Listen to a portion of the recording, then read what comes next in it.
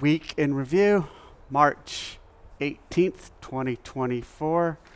I just finished redoing 24.3. And that was the only workout this year, the only open workout that I retested. And I'm happy that I did that because I did better, not much better, but better. And I did 24.3 Friday morning after flying home from Nashville. I flew home from Nashville Thursday night. Bunch of delays, bunch of issues getting from Nashville to San Francisco. And so I didn't end up getting home until about 1:30, 2 o'clock in the morning. And then I woke up at 6, went into an affiliate, CrossFit Aptos, around 8:30 or so, and tackled it. And got my ass handed to me. I missed like 3 or 4 135-pound thrusters, and I got 6 out of the 7 thrusters. And that was a big surprise to me. I know I'm not strong right now relative to how I've been in the past, but I thought for sure I could get through those thrusters. So then that was Friday morning. My legs were blasted all weekend. And I decided on Friday, I'm like, I need to retest this because I need to at least get a couple bar muscle ups. So I waited till Monday, this morning, and I retested at the ranch, and I got 2 muscle ups. So I was able to finish the thrusters this time, which I'm happy about, and I didn't miss any thrusters. Finished the first set of thrusters, 7 thrusters, and then 2 muscle ups, missed the third. So I'm happy with the redo. I'm glad I did that. Hopefully I can sneak into quarterfinals. So let's jump into comments. At Extremis 1978, Dave, I want to say I'm sorry for any pressure my comment may have had regarding you announcing the open workouts. Your explanation helped me remember more about how you like to live. I should have thought of that. I want to say thank you. You addressed my concern about having people announce the workouts that do not have media experience. Though they were not my picks, you still listened and did great. Please understand that since 2014, you've been that person who has challenged me in a sassy way and made me a better CrossFitter. If and when you choose to do another one, please know it'll leave a smile on my face, and I'm sure a lot of others. Thank you for your leadership and direction. You didn't put any pressure. I didn't feel any pressure from your last comment, and I appreciate this comment. At Muskegon CrossFit 7382. Sorry if you have gone over this, Dave. What's the idea behind submission windows for quarterfinals? My biggest gripe, and something you should consider if you want a higher percentage of participants signing up, is getting rid of the submission window. For normal folk who just want to play but have jobs or limited time, it makes the whole ordeal quite a hassle. For affiliate owners as well. Not all gyms have 24/7 access, and it causes issues for some. Perhaps consider requiring individuals who want to move on to semifinals submit within windows, or really just get rid of them and let people do them 7 times if they really think it's going to help. Thanks for always listening, Dave. The submission windows are to change the style and the kind of to change the style, to change that phase, to make it feel a little different. Meaning you have to do a few in a window and then you have to do a few others. So it ramps it up a little and makes it more like a different type of competition. Now that being said, the submission windows this year, there's I think plenty of time to do the few, submit, and then do the others. And even if you feel capable of repeating them. But appreciate the feedback. Noted.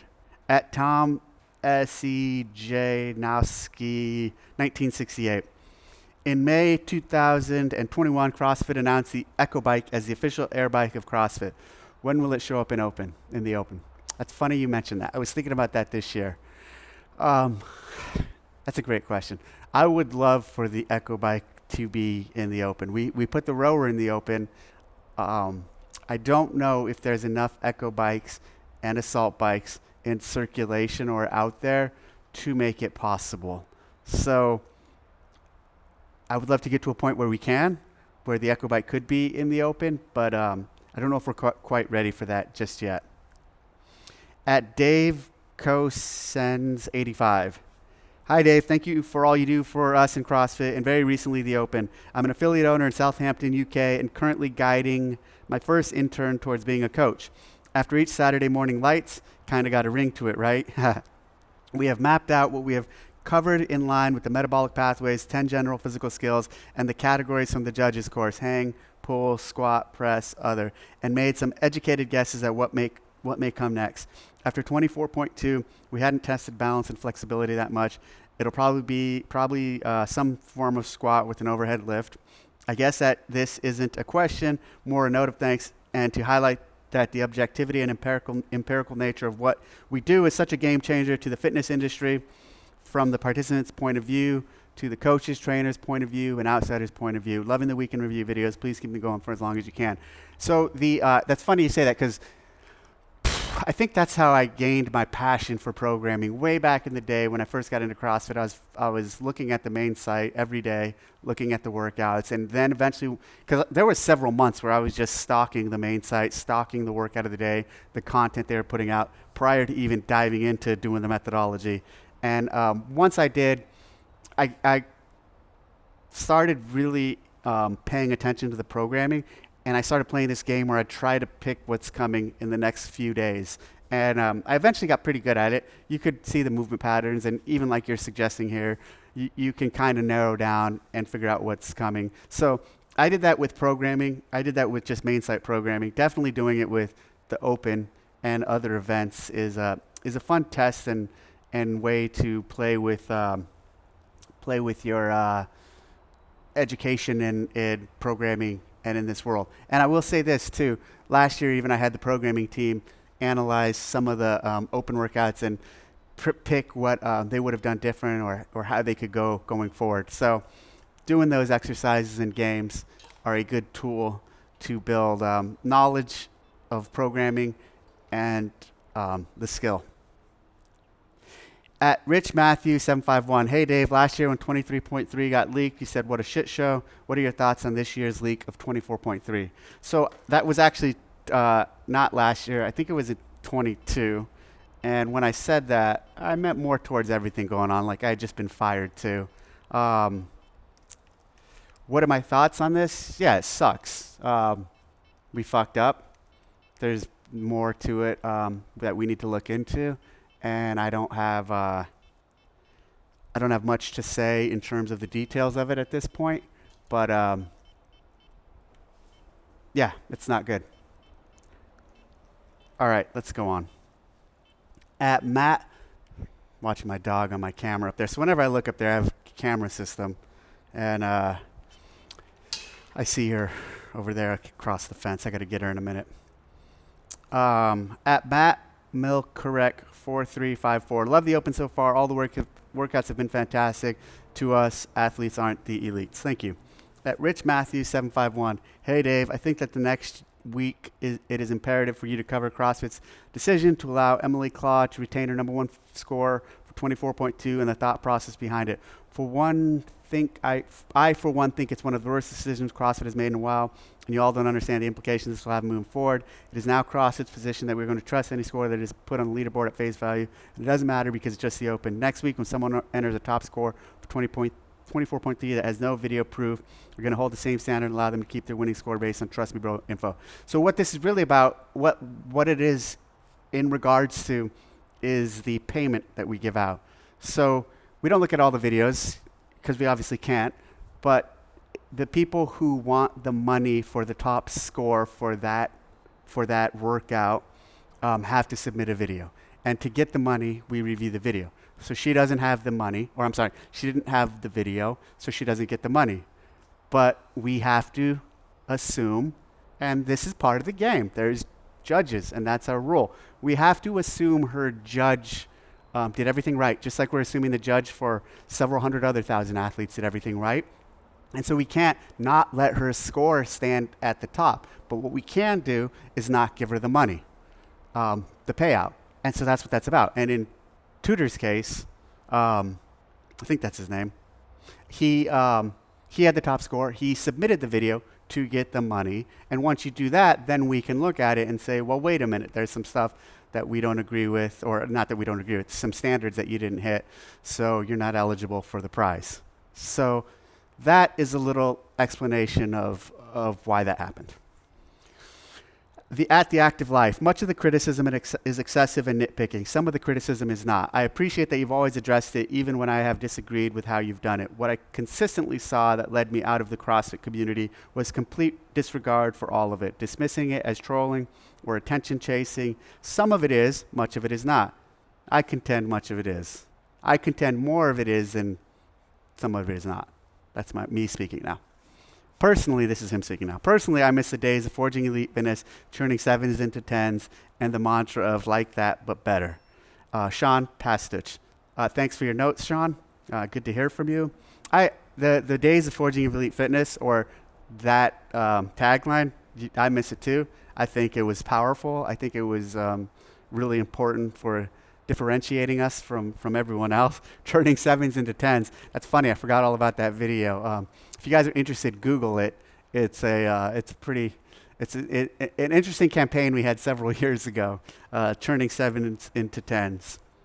So thank you for your comment.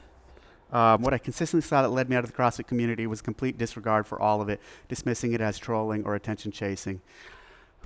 Like I said, I would not say maybe some people dismiss all of it. I would not say I have. There's some legitimate feedback and concern that I've received, generally speaking, directly to me, not sparking out to the world to get attention with a negative tone. But and a lot of it is attention chasing, especially when you're putting it out there for attention. Think about that notion. Think about people say these bold and very critical things of us, not to be oftentimes said in private. It's said to get people to listen and to get attention. So what I consistently saw that led me out of the CrossFit community was complete disregard for all, dismissing it as trolling or attention chasing. At Alex Sisson 6867, would you consider having a minimum work requirement to class your workout as RX? This would prevent the unfairness of people doing the workout RX when they should be scaled. Example, 24.2. If an athlete did the row and deadlifts and 1 double under, they would score higher than an athlete doing 9 rounds with single unders. Apologies if this isn't correct, just my understanding.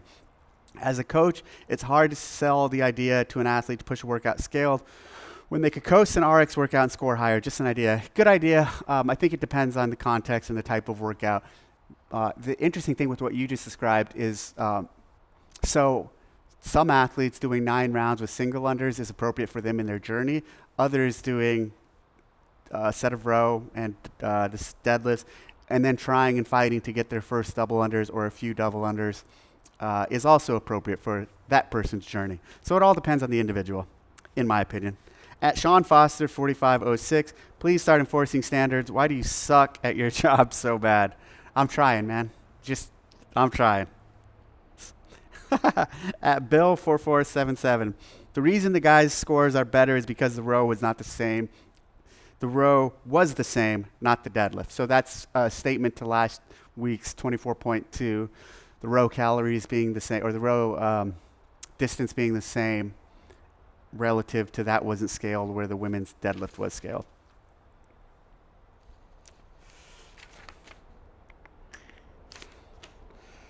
So last week, 24.3 was in Nashville. The day before it started, I ended up visiting 7 affiliates. It was really fun. It reminded me of the old days when I used to travel around and drop into a lot of affiliates. The community and all the community there seemed thriving, so that was really cool. Tia has a amazing gym, CrossFit proven. Her facility is large and beautiful and super cool. If you get a chance to check it out, I recommend it. While there, on the way out there, about a week before, because Froning and I have kind of been jabbing back and forth, he asked if I'd go on the podcast. Then as I looked at my schedule, I was like, hey, there's no way I'm going to be able to head out to Cookeville. It's kind of far to be on the podcast. So I texted Rory that. Rory's like, hey, you going to come on? I'm like, hey, I can't do it, but you guys can come down here and do the podcast with me. I totally said that not expecting them to bite on that. I was like, there's no way Rich is going to come down to to do the podcast with me at Tia's gym.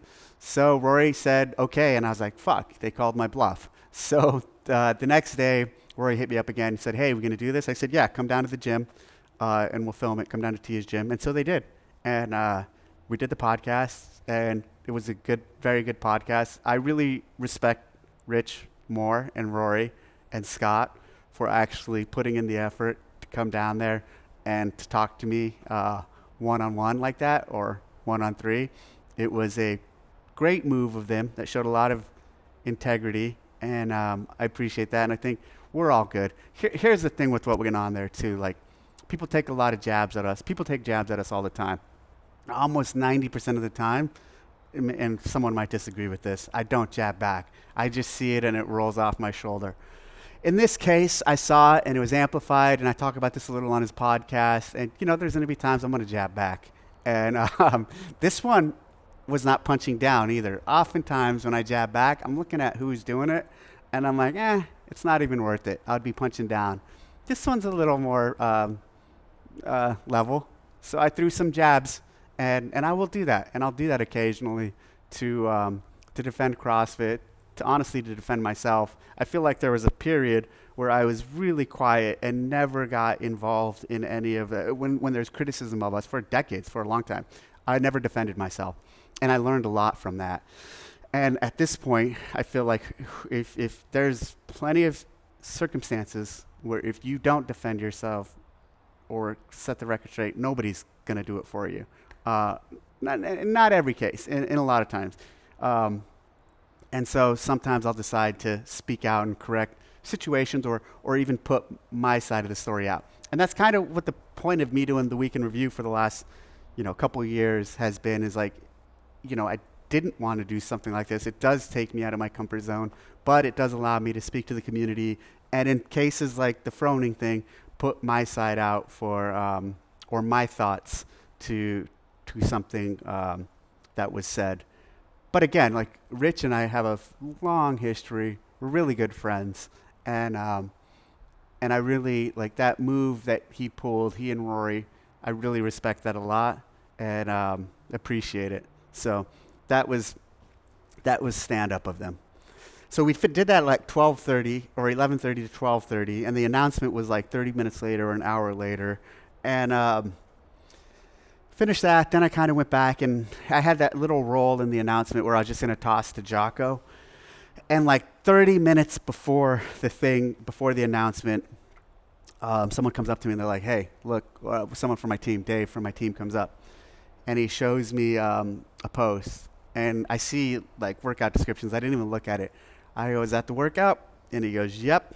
And I'm like, fuck. So call the team together, the leadership. We kind of huddle.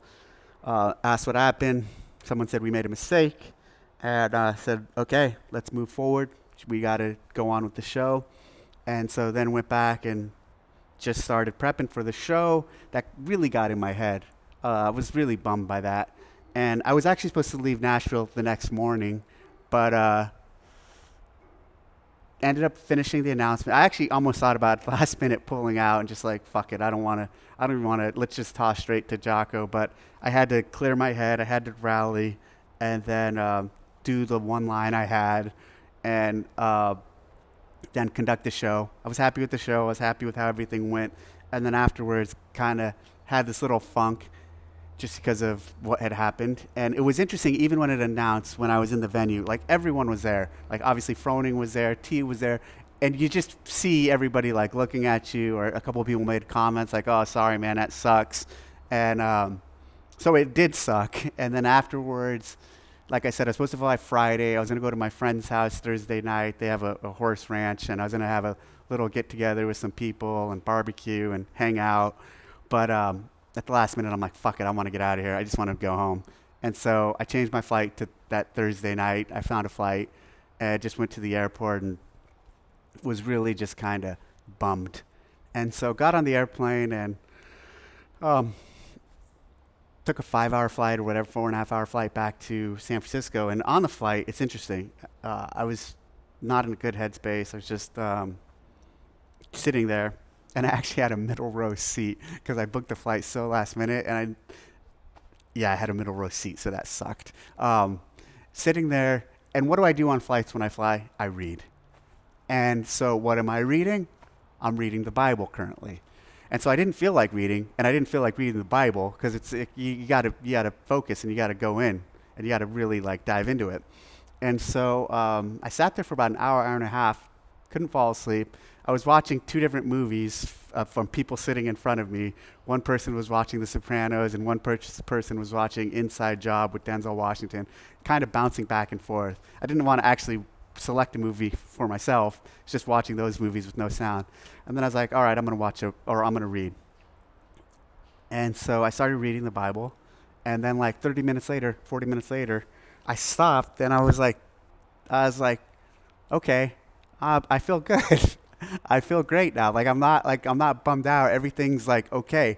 And then I was like, wait a minute, you got to be fucking kidding me. I'm like, so here I was feeling like shit. I read the Bible, and now I'm like in a much better state. And then I said to myself, well, that could have happened if I read any other book. If I was reading Moby Dick right now, I could have pulled Moby Dick out and felt the same way, or maybe it would have made me feel better. Maybe just the fact that I read anything made me feel better. But I'm not going to dismiss it. I do feel like there's something to that, and clearly it's one of the most powerful books ever written. And I think there's been in the several billion people that exist on Earth, there's been millions who've read it, and millions, maybe even billions, who read it to feel better. So I've had a lot of, the journey with the Bible has been fascinating for me for a lot of different reasons, but that one was pretty cool. And after that, I kept reading, and I felt good, and I landed, and everything seemed okay. And then I got home at like 1:32, as I said earlier, and then did the workout the next day. Anyway, Open's over. Ready for the next stage. Oh, and I'm actually heading to Sacramento right now this morning for the state capitol. CrossFit's going to receive something from them, so I gotta head out to do that. All right, well, thanks for tuning in, and I will see you guys next week.